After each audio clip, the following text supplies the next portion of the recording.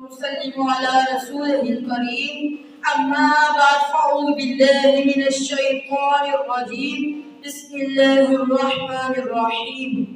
مجھے آج جس موضوع پر لب کشائی کرنے کا موقع ملا وہ ہے نماز۔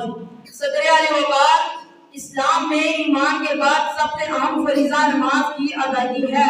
اللہ تعالیٰ نے قرآن مجید میں بے شمار مرتبہ ارشاد فرمایا اقیموا الصلاۃ، یعنی نماز قائم کرو، کیونکہ میرا اللہ تعالیٰ رحمان ہے، رحیم ہے، کریم ہے، عزیز ہے اور مہربان ہے۔ علی وقار، اللہ تعالیٰ نے اپنے بندوں سے بار بار ارشاد فرمایا کہ اے میرے بندے، کہیں تو اس فریضے میں غافل نہ ہو جانا، کیونکہ نماز اور مسلمان لازم و لازم ہے۔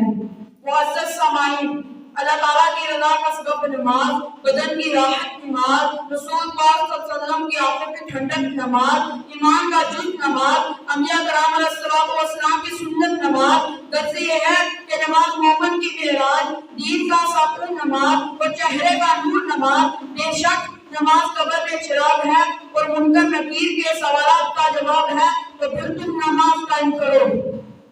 سجدہ عشق ہو تو عبادت کا مزہ آتا ہے، سجدہ عشق ہو تو عبادت میں مزہ آتا ہے، خالی سجدوں میں تو دنیا ہی بسا کرتی ہے، تو پھر تم نماز قائم کرو۔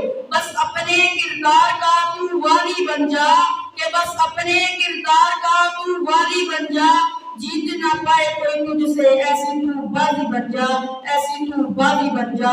توڑنے والے بنائیں گے خود مسجد اپنی، توڑنے والے بنائیں گے خود مسجد اپنی، شرط یہ ہے کہ پہلے تو نمازی بن جا، شرط یہ ہے کہ پہلے تو نمازی بن جا۔